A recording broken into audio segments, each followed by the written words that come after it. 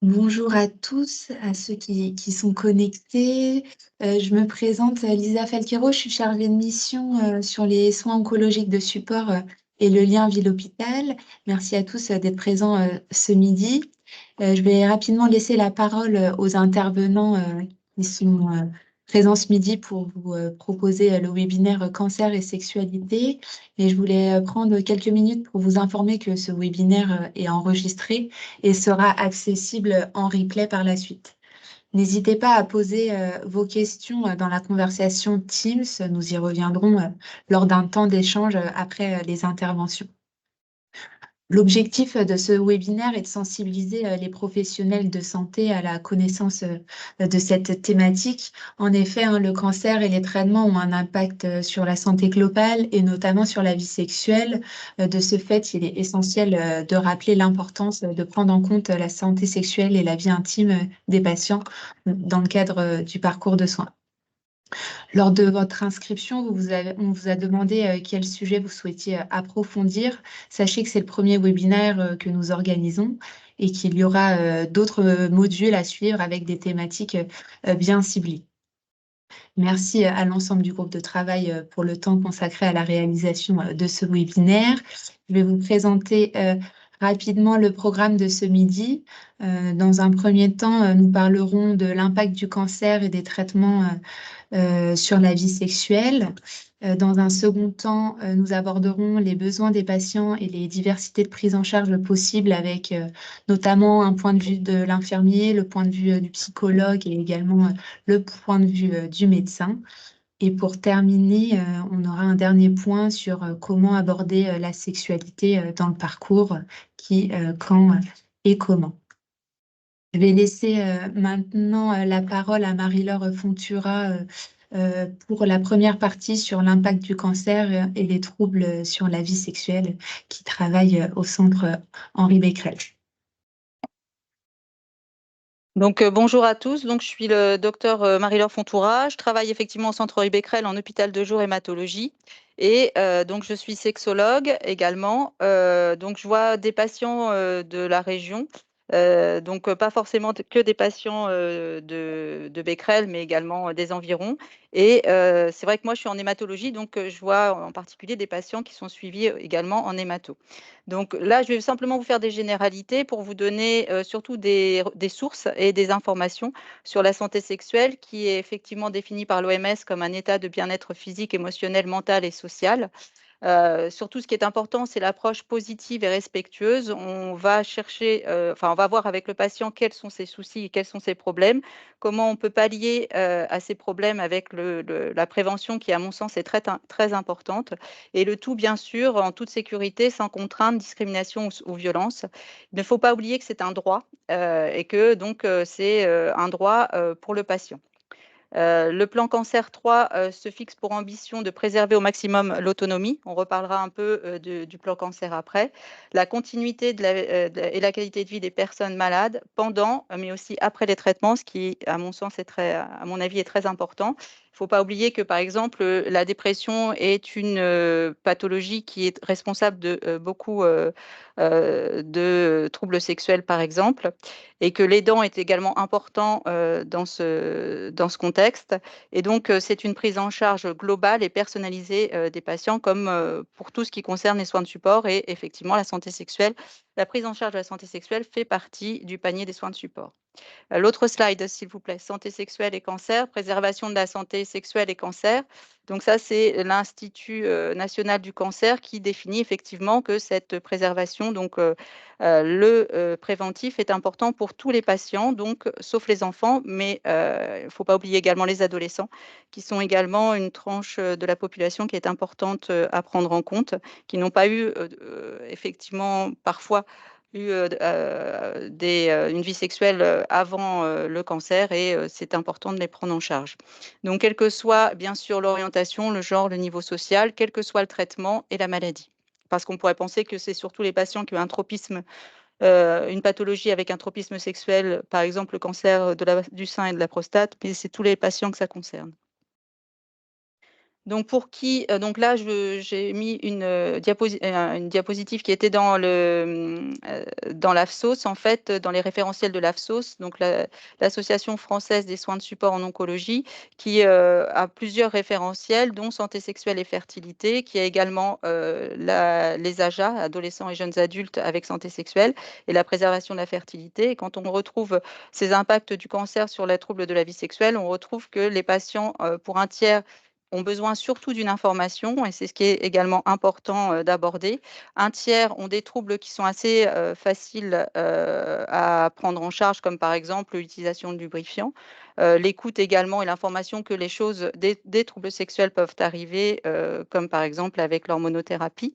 Un tiers des patients souffrent de troubles plus complexes et vont avoir besoin d'une prise en charge qui va être plus spécialisée avec les psychologues, les sophrologues, les sexologues, le panier disponible des soins de support. L'autre slide, s'il vous plaît, avec prise en charge de la santé sexuelle en oncologie. Dans le plan cancer dont je vous ai parlé tout à l'heure, effectivement, il y a 2 symptômes qui sont reconnus, qui sont l'insuffisance érectile, de l'homme et la baisse du désir chez l'homme et la femme. Ce sont 2 marqueurs cliniques, pertinents. Il ne faut pas oublier que l'insuffisance érectile, par exemple, est un symptôme sentinelle, des problèmes, d'athérome, par exemple, et qui peut, être avant un problème d'infarctus ou, et donc, il y a de la biologie à faire et une prise en charge, bien sûr clinique, avec des examens complémentaires. Mais, ça fait également partie, de la du des besoins en fait, au niveau, psychologique, à prendre en compte. Donc, ce sont des marqueurs qui sont, marqueurs de la santé globale et du bien-être. Donc, stratifier l'espérance de vie et donc faire des bilans, biologiques, en fonction de l'âge du patient, et évaluer effectivement la qualité de vie et une démarche éducative et thérapeutique pour ces patients. L'autre slide. Donc, dans les études Vican 2 et Vican 5, on a pris, des patients, 2 ans, alors Vican 2, 2 ans après, un cancer. Donc on a pris en compte, les effets, à long terme, comme par exemple le travail, le tabac, fertilité et sexualité. On a repris ces mêmes patients sur Vican 5 à 5 ans après un cancer. Donc vous voyez sur la diapositive qu'en fait, effectivement, ça concerne tous les patients. Donc en orange, on a les femmes, en vert, on a les hommes. Donc bien sûr, cancer de la prostate et cancer du sein, mais pas que, avec effectivement un impact sur les patients qui ont un cancer du poumon, mélanome, lymphome. Donc un impact sur la baisse de la libido. Il faut savoir que sur ces 2 études, Vican 2 et Vican 5, on retrouve dans Vican 5 une fatigabilité encore importante et des troubles de la sexualité également. L'autre diapositive. Si on regarde sur Vican 5, donc 5 ans après un cancer, la capacité à atteindre l'orgasme et la libido. Donc, en orange, vous avez le désir sexuel, en gris, vous avez, l'orgasme, et vous constatez qu'effectivement, il y a, quand même, une conséquence sur, ces 2 capacités selon la localisation, du cancer, et vous voyez effectivement que quel que soit le cancer, on a un impact, qui est plus ou moins important, sur ces 2 paramètres, avec, une amélioration de la libido quand même et de la satisfaction, de la fréquence des rapports sexuels chez les patients les plus jeunes. Mais par contre, une détérioration globale de l'activité sexuelle avec une diminution des rapports sexuels et la capacité à atteindre l'orgasme dans la population en général. L'autre slide. J'ai repris sur, l'AFSOS. Vous pouvez retrouver ce référentiel sur l'AFSOS également, avec les troubles sexuels en fonction de la courbe de Master et Johnson, qui en fait définit la relation, le rapport sexuel par excitation, plateau, orgasme et résolution, et à chaque, palier, en fait, à chaque, stade, on peut retrouver des troubles, qui peuvent être expliqués, par, soit la maladie, le cancer, la topographie, soit le traitement, avec des troubles du désir, par exemple, qui peuvent être iatrogènes avec les anti-hormonothérapies, chez l'homme qui a un cancer de la prostate ou chez la femme qui a un cancer du sein. Et on peut retrouver également, des blocages sensoriels. On peut retrouver au niveau physiologique une dysfonction érectile, une sécheresse vaginale, des perturbations des rapports avec des douleurs importantes, une dyspnée, par exemple, chez les patients qui ont une anémie ou qui ont des problèmes au niveau pulmonaire, et une dysorgasmie. Donc vous retrouverez tous ces référentiels. Je suis allée assez vite, mais en fait, c'est, également pour, parler, par la suite des choses qui se font et je voulais surtout vous donner des référentiels. Donc vous pouvez retrouver cancer, vie et santé sexuelle dans Sexualité et cancer AFSOS, cancer, santé sexuelle et intimité, cancer et fertilité. Il y a également, le même item pour les AJA. Pour les patients, vous avez également la ligue, qui, donne qui a un petit, dépliant sur, femmes et hommes et qui peut se retrouver sur internet. Pour les adolescents, il y a également On s'exprime, qui est, un plateau qui s parle à tous les patients, à tous les adolescents et qui peut être aidant parce qu'il y a des tutos également. Voilà, je vous remercie. Je suis allée vite, mais c'était surtout pour, vous montrer des référentiels et des informations que vous pouviez retrouver pour les patients en général.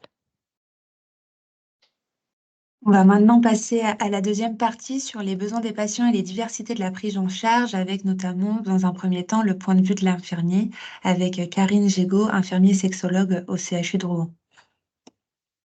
Bonjour, alors comment aborder la sexualité? Eh bien, toujours pareil, moi, je me sers toujours de la même question et je demande, et sur le plan de la sexualité, petit silence, pour les dames, pas de douleur lors de la pénétration, ça se passe bien. Pour les garçons, les érections, pas de problème, vous arrivez à obtenir, à maintenir une érection, ça se passe bien. Et là, s'il y a une notion de plainte, de douleur, on va prendre en charge et écouter cela. Alors, soit on a une appétence pour la sexualité et on peut commencer à faire une information sur le schéma corporel, sur le cycle de Master Johnson, les modifications liées à l'âge, à la maladie, au couple. Mais si on ne sait pas, eh bien, on est là aujourd'hui pour en parler, c'est d'avoir un réseau et de proposer à ces patients en souffrance la prise en charge par un sexo, une andro, une gynéco, tout ça dans un milieu bienveillant, bien sûr. Alors, qu'est-ce qu'on peut. Alors, moi, je vais vous parler beaucoup des garçons parce qu'en urologie, ma principale activité, c'est la dysfonction érectile. Donc, qu'est-ce qu'on peut faire d'un point de vue médical pour eux?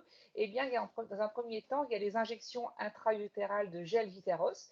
C'est un vasodilatateur qu'on va introduire dans le méa urinaire et ça va aller ouvrir les corps caverneux pour permettre au sang artériel d'arriver et d'avoir une érection. Ça se fait c'est une prescription médicale, c'est remboursé à 100% dans le cadre du cancer.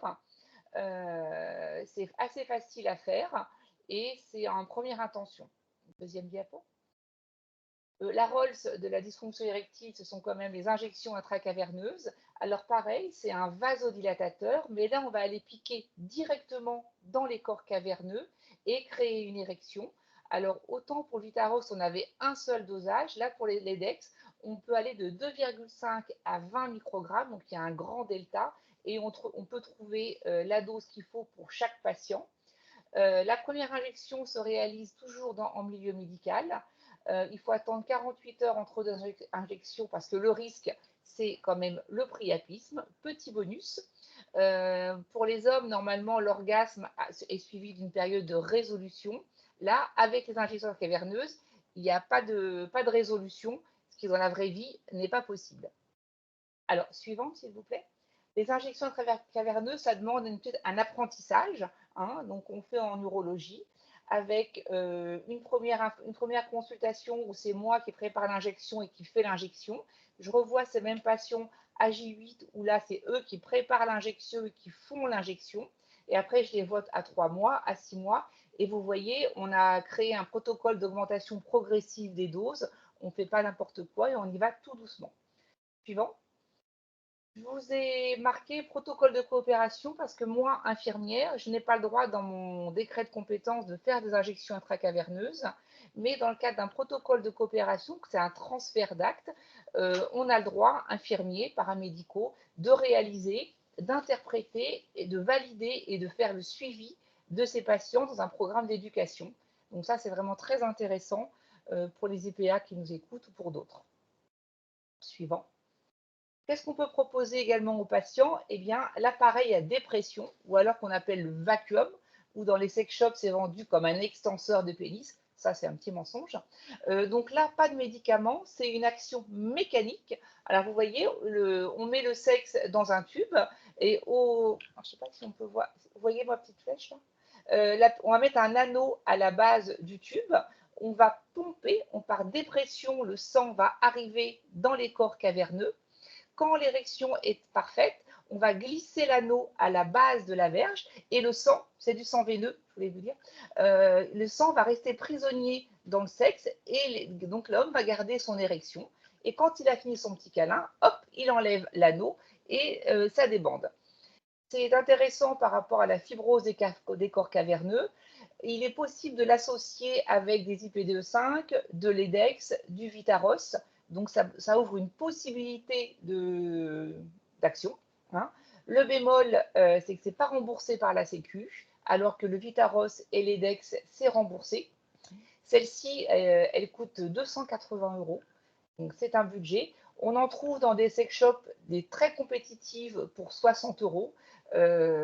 Et là aussi, ça demande un petit peu d'éducation et de changer de modifier un peu ses scripts amoureux. Mais il n'y a pas de souci, ça se passe très très bien, les gens sont très contents. Maximum l'ado 30 minutes parce que bien sûr, le sang après, il ne veut plus repartir. Suivant. Et 2 minutes pour vous parler un peu de l'implant pénien. Alors ça, il ne faut pas en avoir peur. C'est une chirurgie qui dure environ 1h30. Alors, vous voyez, il y a trois morceaux. Il y a des cylindres qu'on va mettre dans les corps caverneux. Donc, on va détruire malheureusement les corps caverneux. Il y a un réservoir et une pompe. Il y a de l'eau dans le réservoir. Quand on va pomper, l'eau du réservoir va aller dans les cylindres et créer une érection. On peut rester des heures comme ça, c'est absolument pas dangereux, on peut jouer avec. Et lorsque on a fini, on dépressurise aussi ici au niveau de la pompe et hop, l'eau des cylindres retourne dans le réservoir et franchement, c'est top. Hein. C'est quelque chose de très très sympa et il ne faut pas en avoir peur. Franchement, c'est Dr Dupuis et Dr Sibert qui posent ça chez nous et ils se débrouillent très bien. Voilà un petit peu sur ce qu'on pouvait dire. Bien sûr, on peut en faire des topos entiers, mais voilà rapidement ce qu'on peut proposer à nos patients. Je vais maintenant laisser la parole à Richard Clotio, psychologue sexologue au CHU de Rouen, sur le point de vue du psychologue. Oui, bonjour à tous et à toutes. Merci beaucoup pour l'invitation à ce webinaire.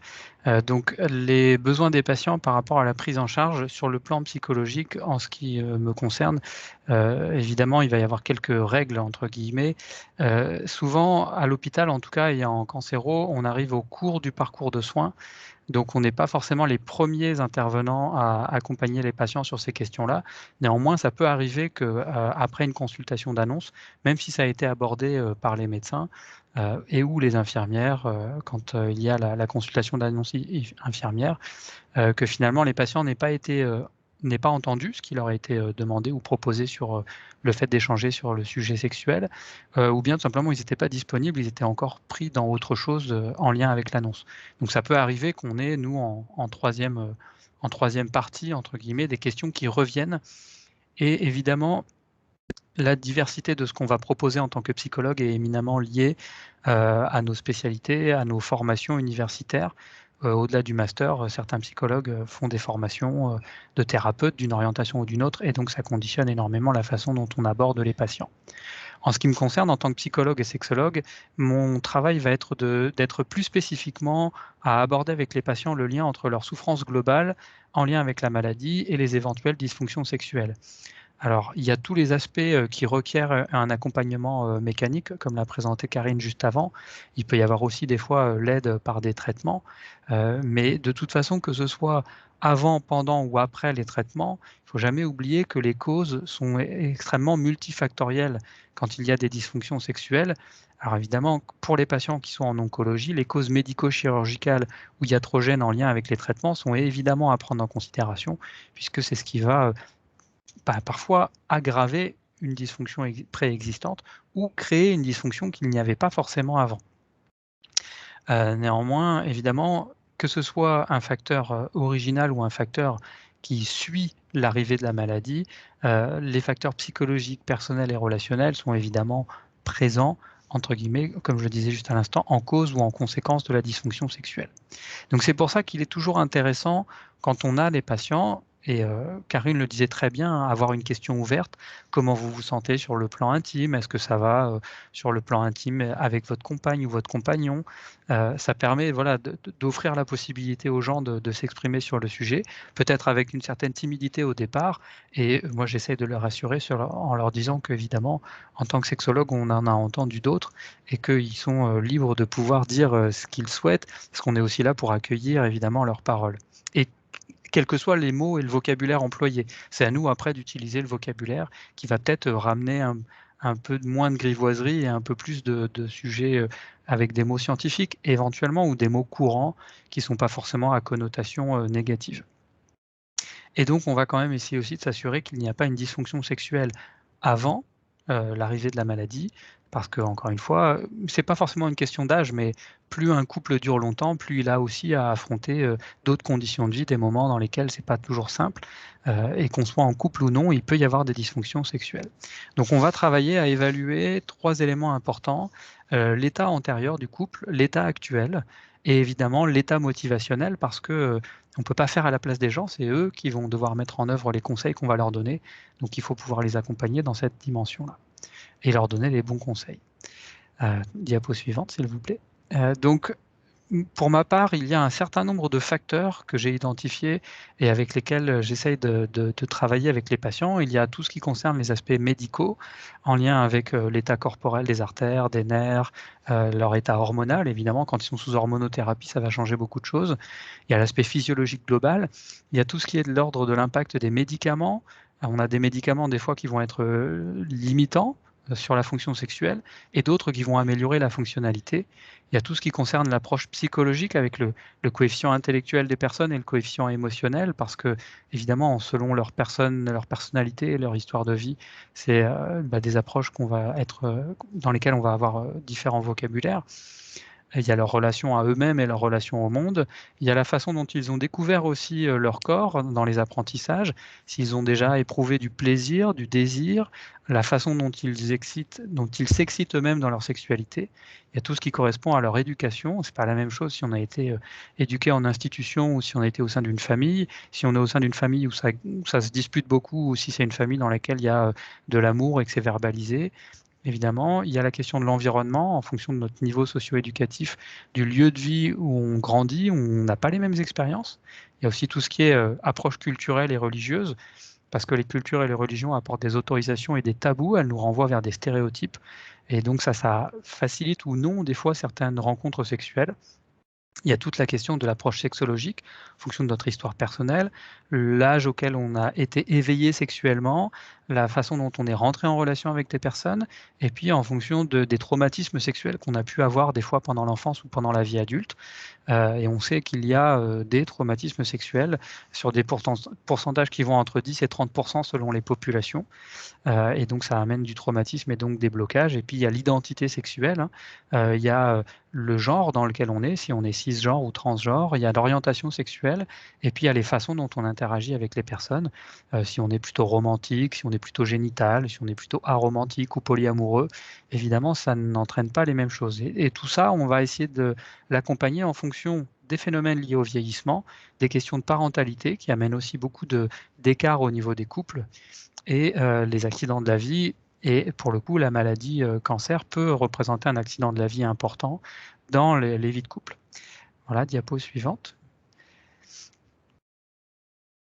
Donc, on va essayer d'aborder ces sujets, et si j'avais quelques conseils à vous proposer, c'est de faire attention à nos propres tabous et nos propres limites, parce qu'évidemment, on est nos propres filtres quand on aborde les sujets de sexualité avec les gens. Donc, si on a nous-mêmes des choses difficiles ou des situations relationnelles complexes ou conjugales difficiles, il y a peut-être certains moments où on ne sera pas aussi disponible que d'autres pour aborder ces sujets-là avec les patients. Donc, on se doit d'essayer d'avoir un minimum de travail sur soi pour apporter une certaine neutralité envers les patients, pour ne pas projeter sur eux nos propres problèmes. Ça fait partie des choses qui sont importantes, parce qu'il y a évidemment plusieurs mécanismes de défense qui concernent les patients, mais aussi nous en tant que soignants. Alors, pour les patients, aborder la sexualité quand c'est difficile, c'est aussi parce que parfois on va rencontrer du déni ou du déplacement, c'est-à-dire que les gens vont dire ben non mais c'est pas le problème, mon problème aujourd'hui c'est autre chose, alors que ça peut être vraiment l'objet d'une souffrance réelle. Il y a des gens qui vont vous dire mais non mais c'est pas grave en soi, oui j'ai un peu de difficulté, et puis il y en a d'autres qui vont aussi nous dire bon ben finalement moi j'ai plus de sexualité depuis des années, mais par contre je m'occupe autrement, je fais de la culture, enfin, je fais de la culture. Je m'intéresse à la culture, je fais de la sculpture, de la peinture, je vais danser, je vais dans les associations, etc. Alors évidemment, chacun dans son mécanisme de défense, notre objectif, c'est pas forcément de les mettre à mal ou de les bousculer en leur disant mais non, mais si, il faut parler de votre sexualité parce que c'est important. Oui, c'est important, mais seulement s'ils en ont la demande et qu'ils sont prêts à l'aborder. Et quand ils sont prêts, alors l'objectif va être de les aider à prendre conscience des différents facteurs que je vous ai cités juste avant et de les organiser en priorité pour faciliter en fait leur accès et prioriser les traitements, parce qu'évidemment, il y a peut-être des conflits de couple qui sont peut-être plus importants à régler dans un premier temps que vraiment l'histoire de dysfonction sexuelle. Et d'ailleurs, c'est souvent comme ça que ça se passe dans les accompagnements de couple, c'est-à-dire que si un couple ne va pas bien, ça ne sert à rien de traiter la dysfonction sexuelle parce que le problème est ailleurs. Il peut y avoir de la dette relationnelle, il peut y avoir des conflits de loyauté, et ça, c'est bien à travailler en amont de la dysfonction en elle-même. Donc on va essayer de résoudre leurs problématiques par la discussion et puis surtout par l'apport de connaissances. Dans la mesure où on ne peut pas faire à la place des gens parce qu'on ne va pas aller au lit avec eux, évidemment, le plus important, c'est de leur donner les clés de compréhension et puis de les autonomiser dans ce qu'ils peuvent comprendre de leurs besoins et de comment les mettre en œuvre, parce que finalement, c'est comme ça qu'ils vont eux-mêmes résoudre leurs besoins et ça les rend évidemment plus autonomes et plus à l'aise, plus à même aussi de revenir discuter avec nous après parce qu'ils ont essayé des choses. Voilà un petit peu ce que je pouvais vous dire de ce point de vue-là, et je vais passer du coup la parole à mes collègues. Merci. Merci Richard. On va maintenant passer au point de vue du médecin avec 3 interventions de la part du docteur Hugla, du docteur Segura-Jez et du docteur Fezzoli-Briard. Je vais vous laisser, mesdames, vous présenter lors de votre intervention chacune. Donc bonjour, je suis le docteur Hugla. Je veux bien que vous passiez la diapo. Donc moi, je travaille en centre de santé sexuelle sur Caen et aussi Falaise, et je suis donc sexologue. C'est vrai que dans le cas du cancer, souvent la sexualité peut être reléguée au second plan. Elle paraît un luxe subsidiaire par rapport à la lutte pour la survie. Et pour autant, elle fait partie quand même intégrante de la vie et de la prise en charge du cancer. Donc, dans mon cas, travaillant dans un centre de santé sexuelle, j'aborde toujours dans mes consultations la satisfaction sexuelle, la sexualité, et ce, quelle que soit la demande. Et donc, si le patient ou la patiente se présente avec une plainte, pour moi, il est tout d'abord important de reformuler avec la personne la demande afin de s'assurer que l'on parle bien de la même chose. Parce que c'est vrai que, par exemple, un trouble de l'érection, il faut être sûr que ce ne soit pas une éjaculation prématurée, parce que la prise en charge ne sera pas la même. Ensuite, il y a des points importants à préciser, l'anamnèse du symptôme, qu'il soit antérieur ou pas au cancer, si c'est partiel ou total, d'où émane la demande, si c'est une demande qui vient du patient ou du partenaire, cela est important afin d'évaluer la motivation. Connaître aussi les attentes, parce que la sexualité antérieure au cancer ne sera pas la même que la sexualité après cancer. Et ensemble, il faudra trouver des objectifs qui soient réalisables et réalistes. Dans mon schéma, donc, on voit bien que le sexologue doit s'intéresser à tous les domaines de la vie. C'est vrai que c'est une approche holistique et mon schéma ressemble un petit peu à celui de Richard, qui montre bien qu'on a une approche transversale. Dans le cas du cancer en particulier, certains points seront impératifs à aborder, notamment donc dans l'axe somatique et psychologique. Il faut bien sûr tenir compte de l'angoisse, du stress, des effets secondaires des traitements comme les vomissements, la fatigue, et bien sûr tous les... Hélène, excuse-moi, on Oui. voit pas ta dia. Ah mince, est-ce que j'ai rien fait? Est-ce que c'est possible de la remettre, Lisa? Super. Oui, normalement, c'est bon. Désolée, c'est bon? Désolée. Donc voilà, donc vérifier, connaître les antécédents, qu'ils soient psychiatriques ou les antécédents sexuels, qui peuvent, si c'est antérieur au cancer, ça peut aggraver la dysfonction. Il faut questionner l'image du corps qui peut bien sûr être altérée par tous les traitements du cancer, que ce soit des traitements chirurgicaux comme la mastectomie, l'estomie, ou par les chimiothérapies qui peuvent provoquer une alopécie. Dans l'axe relationnel, on s'intéressera au risque, on recherche le risque d'isolement, de repli sur soi, du fait des arrêts de travail, de la fatigue qui va réduire tout ce qui est sorti, limiter la vie sociale. Et on s'intéresse aussi aux partenaires, on prend en compte ses peurs, ses attentes, ses difficultés, voir si le partenaire lui-même présente une dysfonction sexuelle, parce qu'il faudra aussi la prendre en charge, en tenir compte. Et dans le cas du cancer, il faut faire attention, il faut que le partenaire redevienne un séducteur et qu'il ne reste pas dans sa place de soignant ou d'aidant. Et bien sûr, dans l'axe sexologique, là, on reprendra certains éléments qui peuvent être directement impactés par la pathologie et les traitements, tels que la réponse sexuelle. On avait vu tout à l'heure dans la cour de Master et Johnson, la phase d'excitation qui peut être plus longue avec une lubrification plus faible. Cela peut provoquer des douleurs, de la gêne lors de la phase de plateau. Chez la femme, on peut voir des parois vaginales qui sont de moins bonne qualité ou des dysfonctions érectiles chez l'homme. L'orgasme présentera souvent moins de contractions avec une intensité moindre de la réponse musculaire et la phase de résolution peut être plus rapide. L'assertivité, qui est la capacité d'affirmer sa féminité ou sa masculinité, peut être altérée par l'image du corps, par la fatigue physique et les difficultés psychologiques. Donc tout ça, il faudra le travailler avec la personne. Et tout ce qui est imaginaire sexuel, le désir, le plaisir sont souvent diminués. Ça peut être dû aussi à de nombreuses choses comme la fatigue, l'anxiété, on a vu tout à l'heure l'hormonothérapie. On reprend aussi tout ce qui est composantes cognitives, telles que les idées reçues. On peut entendre, vu mon âge, la sexualité, ce n'est plus important, ou des jugements de valeur en se disant, je pense à la sexualité alors que je risque de mourir, c'est pas tout à fait normal, j'ai d'autres priorités. Donc ça, il faut aussi retravailler ça et on a tous droit à une sexualité. Et puis, les connaissances sont toujours à reprendre, se rappeler que la sexualité n'est pas innée, mais que c'est un apprentissage. Et souvent, il faut expliquer comment elle fonctionne et rappeler qu'il faudra toujours s'adapter. Dans la relation de couple aussi, on évaluera par exemple la complicité qui peut être mise à mal par la maladie. Et puis, je pensais aux habiletés érotiques parce qu'elles peuvent être perturbées, comme les baisers qui peuvent devenir impossibles, notamment dans les cancers de la sphère ORL. C'est vrai qu'on n'y pense pas toujours. Et comme on disait aussi, dans tous les cas, il faudra être à l'écoute des patients, les accompagner à prendre des décisions, mais tout en leur laissant la liberté de choix, parce que nous, ce n'est pas à nous à imposer notre vision, c'est vraiment aux patients de décider et on est là pour l'accompagner. Voilà ce que je voulais dire de mon côté. Merci.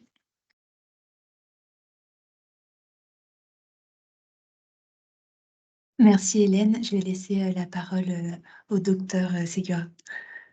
Oui, bonjour à tous. Donc, Karine Segura-Djezar, je suis médecin oncologue au centre François Baclès. Donc, j'assure le suivi des patients qui ont des cancers et sur l'ensemble de leur parcours de soins. Et également, j'ai une deuxième casquette qui est l'oncosexologie. Alors, mes collègues l'ont tous évoqué depuis le début de ce webinaire.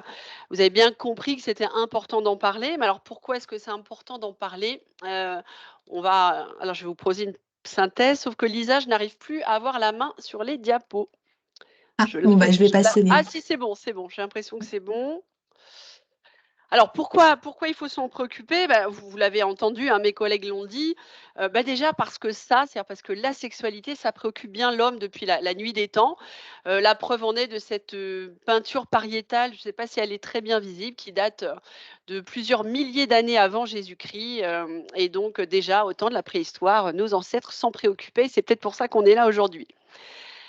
Également parce que nous avons, en tant que soignants et en tant que médecins, un certain nombre d'obligations, de devoirs vis-à-vis des patients que nous prenons en charge. Alors, 500 ans avant Jésus-Christ, en tout cas pour les médecins, nous avions déjà le célèbre serment d'Hippocrate qui reprend, entre autres, l'importance de l'information aux patients sur la maladie, les conséquences de la maladie et des traitements qu'on peut lui proposer. Donc ça, c'est notre obligation éthique déontologique. Et puis, plus récemment, en 2002, la loi qui est appelée la loi Kouchner, donc c'est une loi qui est inscrite dans notre code de santé publique et qui également pose l'information du patient comme un droit pour le patient et donc comme un devoir, une obligation légale pour les médecins et les soignants que nous sommes. Donc nous devons parler des conséquences des traitements. Et le docteur Fontoura a cité tout à l'heure les études Vican, la vie 2 ans et 5 ans après un diagnostic de cancer. Eh bien, ces études nous apprennent que quel que soit le type de cancer concerné, qu'il s'agisse d'organes, on va dire, dits sexuels comme les organes pelviens ou les seins, ou des organes non sexuels et non génitaux, eh bien, les troubles sexuels sont extrêmement fréquents puisque 2 tiers des patients sont concernés. Donc, c'est quand même énorme. Et puis, dans les autres textes réglementaires qui régissent l'exercice en oncologie, il y a ce que nous dit l'Institut national de cancer, alors au travers des plans cancer, mais aussi au travers des recommandations de bonnes pratiques. Et l'Institut national du cancer, notamment, a défini depuis déjà plus de 10 ans ce qu'on appelait des soins oncologiques de support. C'est la définition que j'ai mis dans le petit cadre en haut à droite. Un soin oncologique de support, c'est un soin qui permet de prendre en charge les effets secondaires des traitements que l'on va réaliser pour le cancer. Ce sont des soins qui permettent d'améliorer la qualité de vie du patient tout au long des traitements, mais aussi après les traitements, donc le vivre mieux. Et dans un certain nombre de cas, et c'est le cas de la prise en charge des troubles sexuels, eh bien, le soin de support peut entraîner une amélioration de la durée de vie, donc le vivre plus longtemps. Le docteur Fontoura et docteur Clotio, mes collègues, vous ont cité par exemple le cas de l'érection, de trouble de l'érection qui peut être le premier symptôme d'une insuffisance cardiaque, ou la baisse de libido, par exemple, qu'on peut retrouver dans des syndromes dépressifs, notamment sévères. Et donc, cet Institut national du cancer nous a dit, bah oui, la prise en charge des troubles sexuels chez les patients atteints de cancer, ça répond à ces 3 critères. Et en 2016, ils ont donc considéré que la prise en charge des troubles sexuels était un soin de support absolument nécessaire et qui devait être proposé par les centres de cancérologie. Et enfin, les mêmes études Vican que nous venons de citer à plusieurs reprises, nous disent aussi qu'alors, bah, vous voyez, ça concerne les patients, pour près de 2 tiers des patients en cancérologie. En tant que soignants, nous devons, pour des raisons éthiques et réglementaires, aborder le sujet et pour autant, cette sexualité, elle est très peu abordée par les patients, mais elle est également très peu abordée par les soignants. Alors c'est pas, l'idée n'est pas de s'auto-flageller, mais voilà, d'être aussi indulgent envers nous-mêmes. La sexualité, notamment quand elle est associée au cancer, bah, continue quand même à représenter, un tabou, à la fois pour nous professionnels et pour nos patients. Donc les patients n'osent pas nous en parler parce qu'eux-mêmes ne savent pas d'ailleurs s'ils peuvent ou pas en parler à l'hôpital. Et c'est là que nous allons intervenir parce qu'en tant que professionnels de santé, c'est à nous d'ouvrir la porte et de poser la question ou de leur permettre d'évoquer cette thématique s'ils le souhaitent. Alors, je vous montre ici ce petit diagramme présenté de 2 façons différentes. Les proportions d'hommes et de femmes qui ont parlé de leur sexualité avec l'équipe soignante, eh bien, on voit que la majorité, qu'il s'agisse d'hommes ou de femmes, et quelle que soit la pathologie, n'ont pas osé ou n'ont pas pu aborder cette thématique avec les soignants. Alors, on a bien vu, c'est pas si simple que ça d'en parler, hein, et ce dernier diagramme en est la preuve. Je voulais vous proposer un exemple de parcours de soins. Alors là, c'est le parcours de soins d'un patient atteint de lymphome. Finalement, c'est assez proche de ce qu'on peut avoir aussi dans des cancers solides, avec ici en rouge le processus diagnostique, puis l'annonce, tout le processus d'accompagnement qui va être parallèle finalement au processus ici thérapeutique, si vous voyez bien ma petite flèche. Et une fois les traitements terminés, quels qu'ils soient, la surveillance et ensuite la vie après le cancer, après le lymphome. Et finalement, à chaque étape de ce parcours de soins, on peut parler de vie intime et de sexualité. Il n'y a pas un bon moment pour en parler. Chaque étape peut être l'occasion d'en parler. Dans les bulles qui accompagnent ce parcours, et du coup, je suis désolée, ça complexifie un petit peu le schéma, mais j'ai voulu vous mettre quelques exemples de phrases qu'on peut utiliser, même quand on n'est pas à l'aise avec le fait de parler de sexualité. On n'a pas besoin d'être formé et d'être sexologue. Par contre, on est, en tant que soignant et médecin, même non formé à la santé sexuelle, dans ce devoir d'en parler. Alors, par exemple, au moment du processus diagnostique et de l'annonce. C'est souvent le moment où on interroge le patient sur ses antécédents médicaux, ses comorbidités. On va lui demander très souvent, est-ce que vous avez des soucis de santé particuliers? Quels sont les traitements que vous prenez au quotidien? À ce même titre, avez-vous des soucis dans votre vie intime ou dans votre vie de couple? C'est une façon assez, je dirais, soft d'en parler. Quand on va être dans le dispositif d'annonce en cancérologie, et nos infirmiers de parcours se sont très bien saisis de ce type d'approche, on va expliquer les effets secondaires des traitements. La chirurgie, la radiothérapie, les médicaments quels qu'ils soient, chimio, immunothérapie, thérapie ciblée, tous ces traitements sont pourvoyeurs.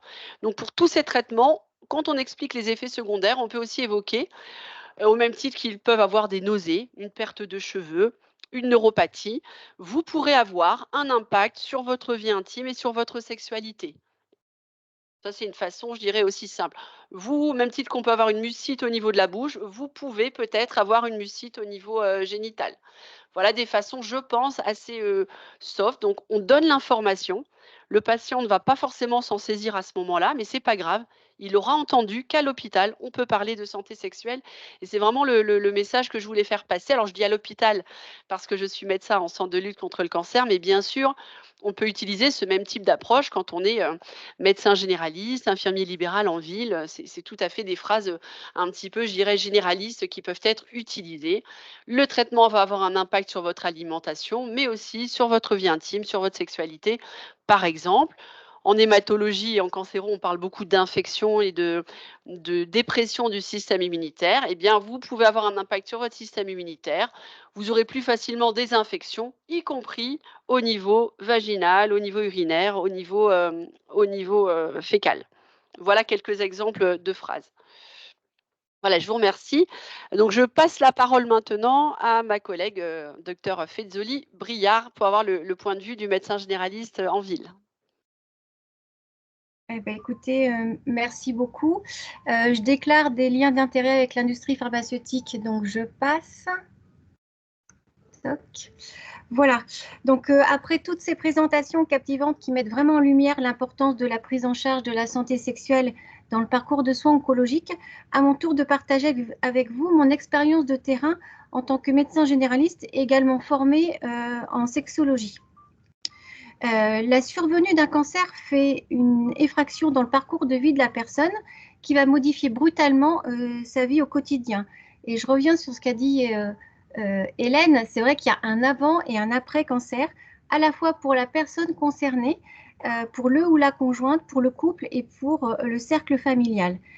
Cette brèche, elle s'inscrit dans le parcours de vie de la personne et les études s'accordent à dire qu'il est important d'encourager la personne à continuer les activités qui l'animent dans son parcours de vie, bien sûr en fonction de ses capacités. Autre point important, en consultation de médecine G, j'ai toujours devant moi, de façon virtuelle, un tableau de bord clinique qui inclut à la fois la santé physique et la santé sexuelle qui est beaucoup oubliée. Et ces trois piliers-là, en fait, représentent la santé globale, qui est la définition propre de l'OMS.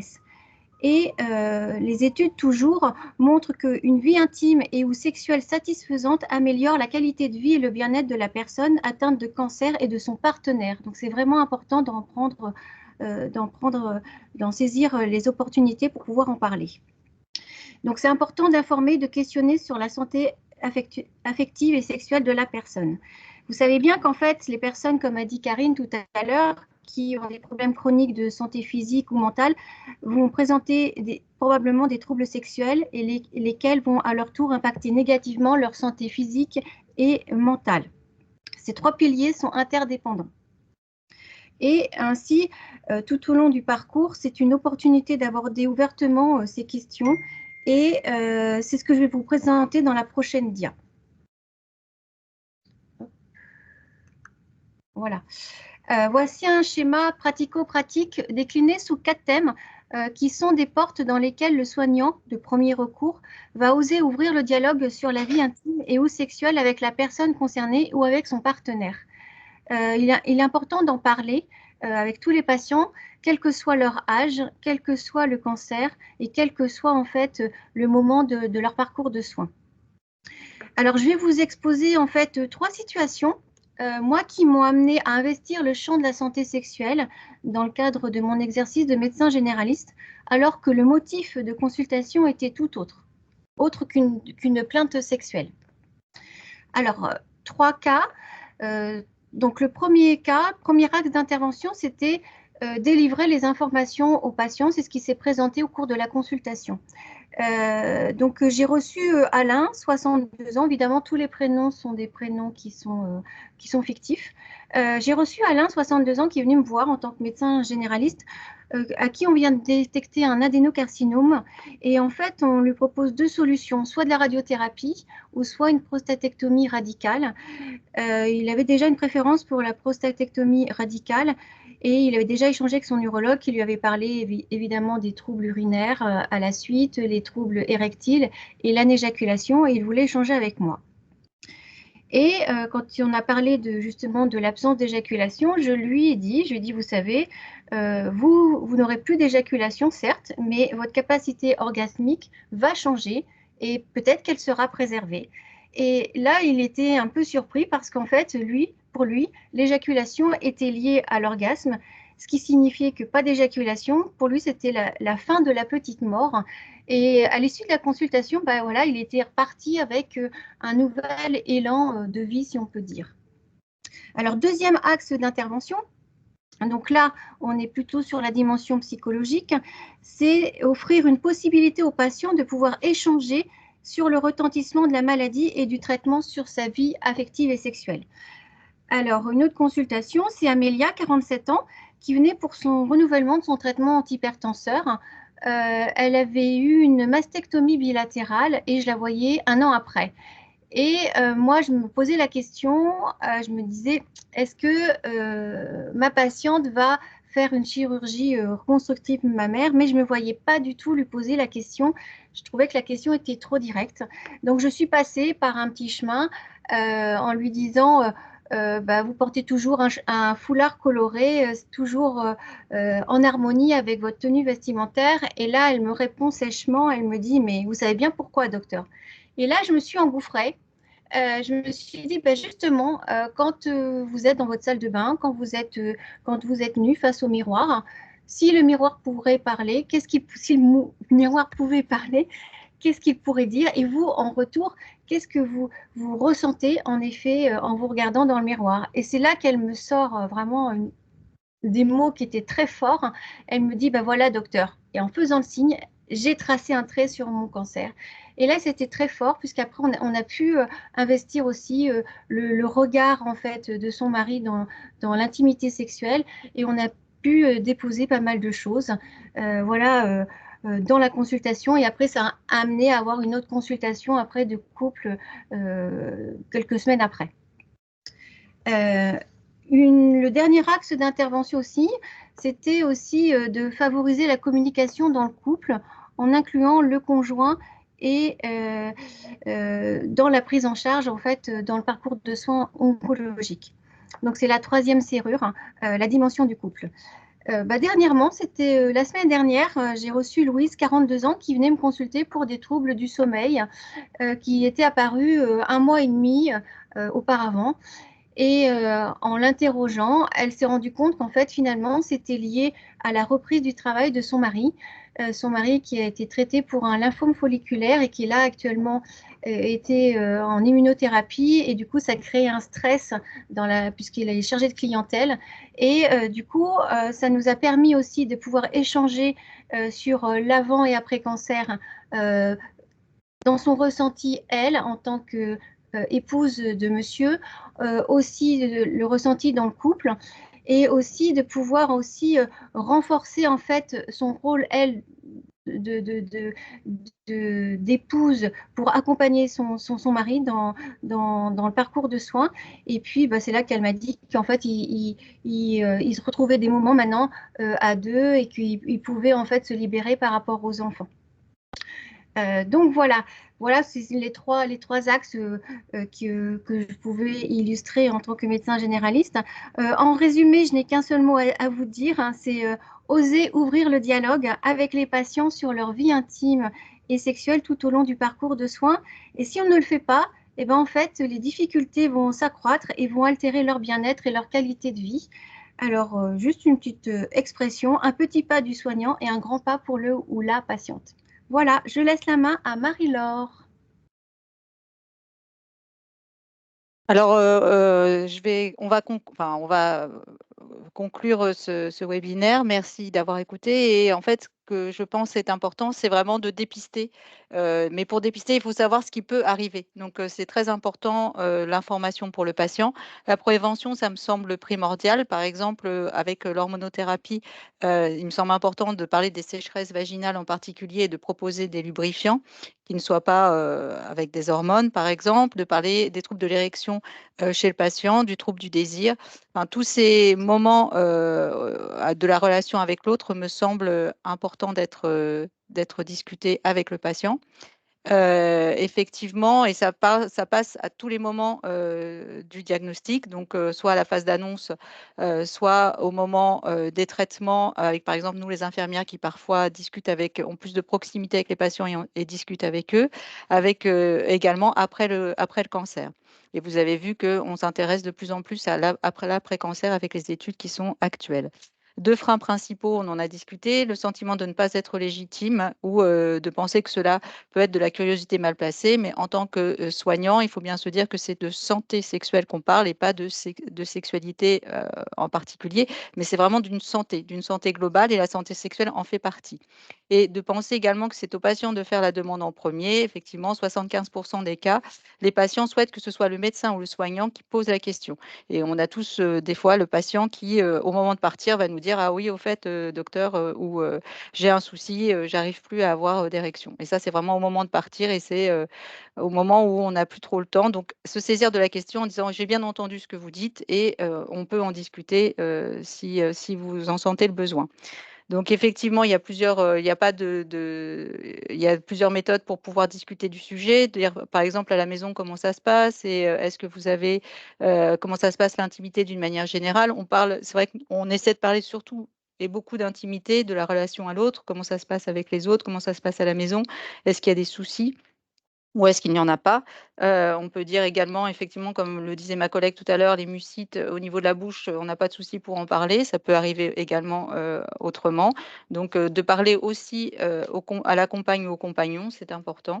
Et avez-vous, le sentiment, par exemple, que les traitements ont un impact sur votre vie intime ou sur votre vie de couple? Ou pour les patients célibataires, est-ce que, vous voulez qu'on discute également, de la relation avec les autres et de la vie intime? Je laisse la parole, au docteur Hugla pour, un témoignage. Oui, c'était un témoignage d'une jeune personne qui a une maladie chronique. Alors, c'est pas un cancer, mais une maladie chronique. Et c'était aux journées francophones de sexologie de santé sexuelle. Et elle témoignait, elle disait qu'il est important de comprendre que les patients ne s'attendent pas à ce que leurs soignants connaissent tout sur tout, y compris en matière de santé sexuelle. En revanche, nous espérons être entendus et écoutés. Donc, elle parle d'elle et des patients. C'est un prérequis essentiel à une bonne alliance thérapeutique, et ce, quand bien même le professionnel de santé n'a pas de réponse à donner. Un « je vous entends, mais je ne sais pas, je vais me renseigner » est bien plus thérapeutique et soignant qu'un silence ou un évitement du sujet, au contraire très délétère. Donc, tout ce qu'on peut vous dire là, c'est de la part des patients et même pour tout le monde, c'est important, c'est à vous de lancer le sujet avec les petites phrases qu'on a vues. Et même si on n'a pas de réponse à donner, on peut toujours différer la réponse et dire qu'on va se renseigner. Voilà, je vous remercie. Merci Hélène et Marie-Laure Fontoura pour votre intervention. Pour conclure, aborder les questions de l'intime et de la sexualité dans le parcours de soins du patient est un plus dans la prise en charge. Chaque professionnel est légitime de parler vie intime et sexualité avec les patients. Il n'y a pas de solution miracle ou de solution à tout, mais accompagner est toujours préférable à ignorer. Merci aux intervenants pour la qualité de leur présentation. Et avant de répondre à vos éventuelles questions, nous voulions vous montrer une boîte à outils qui est disponible sur la page internet du site Onco Normandie. Il y a un onglet Oncosexualité, vous pouvez retrouver les différents un référentiel et documents qui sont accessibles aussi bien pour les professionnels ou également pour guider vos patients avec des petits livrets qui ont été travaillés. Lisa, Oui, je me permets, moi, on est resté bloqué sur mon slide et je ne sais pas si tout le monde a accès. Moi, de mon côté, j'ai la bonne diapo. Ok, d'accord. Bon, bah, visiblement, ça fonctionne chez tout le monde, sauf chez vous, Stéphanie, désolée. Du coup, on vous a mis toute la boîte à outils que vous pouvez retrouver sur le site internet Onco Normandie. Vous pouvez également retrouver l'annuaire avec des sexologues qui sont référencés dans la région. On a également mis les références bibliographiques des intervenants qui ont proposé des articles aujourd'hui. Et Karine Ségura voulait également vous parler d'une formation qui est possible en Normandie. Je vous laisse la parole, Karine, à ce sujet. Oui, je vous remercie, Lisa.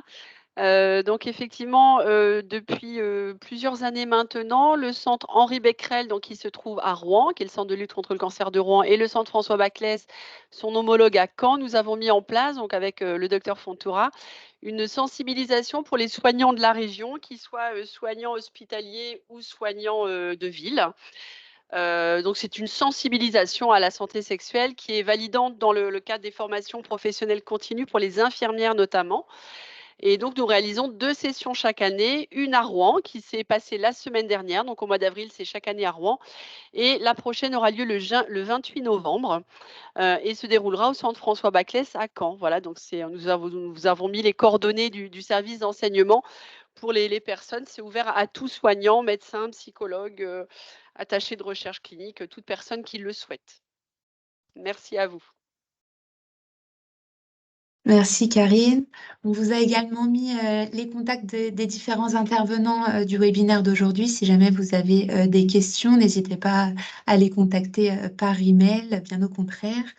Est-ce que vous avez des questions particulières suite au webinaire? Si vous avez d'autres interrogations, on est disponible pour échanger avec vous. Si certains veulent prendre la main pour poser une question, c'est possible. Il suffit de lever la main en haut à gauche en cliquant sur le bouton.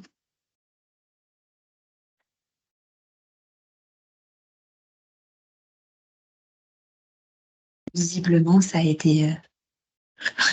Je ne sais pas si vous avez d'autres choses à dire pour les intervenants qui ont participé aujourd'hui. Alors peut-être, Lisa, vous avez évoqué l'annuaire. Je veux bien faire un complément. C'est vrai que il n'y a pas beaucoup de soignants en basse et haute Normandie finalement formés à la prise en charge des troubles sexuels. On n'est pas tous présents sur le webinaire, mais quasiment. En tout cas, voilà, sur le site du réseau Onco Normandie, donc vous trouverez facilement les centres et les coordonnées des centres et des professionnels qui peuvent recevoir les patients. Si vous, en tant que professionnel de ville ou de l'hôpital, vous êtes voilà, vous êtes confronté à un patient qui a des troubles sexuels suite à son cancer ou ses traitements. Et puis, de manière générale, pour mes collègues sexologues, tout trouble sexuel, même indépendamment d'un cancer. Donc, en tout cas, nous sommes tous à disposition pour voir les patients. Et donc, il ne faut pas hésiter à nous envoyer des emails ou des demandes. Merci, Karine. Alors, du coup, moi, je vais en profiter aussi pour faire un petit mot, un aparté. On essaye, dans la mesure du possible, de monter une formation universitaire de sexologie dans la région, sur la région basse et haute Normandie en même temps. C'est des choses qui demandent du temps, donc on commence à en parler un petit peu, et tôt ou tard, on aura besoin de toute façon de répertorier le nombre de personnes qui seraient potentiellement intéressées pour venir se former.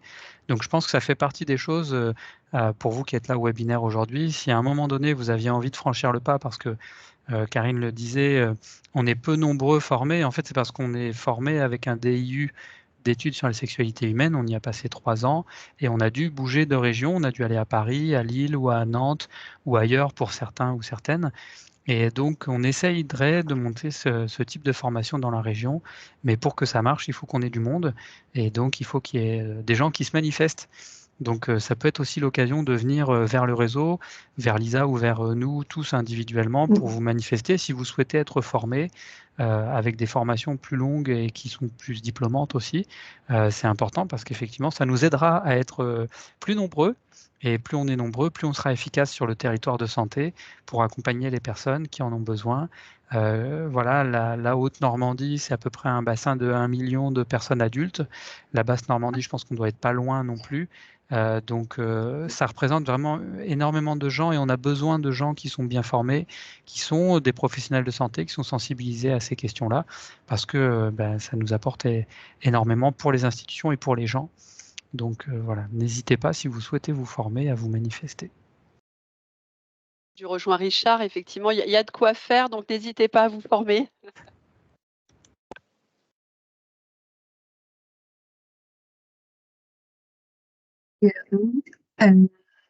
On n'a que des bons retours. Il n'y a pas de questions dans les commentaires, mais en tout cas, la sensibilisation est très intéressante et très claire. Ça a permis de parler de ce sujet qui questionne beaucoup. Merci à tous les intervenants et à tous les participants de vous être connectés ce midi. C'était le premier webinaire qu'on organisait sur cette thématique. Il y aura d'autres modules à venir avec des sujets bien ciblés. On va travailler tout ça avec le comité de pilotage qui a mis en place ce webinaire. Je vous souhaite à tous une bonne après-midi, un bon week-end.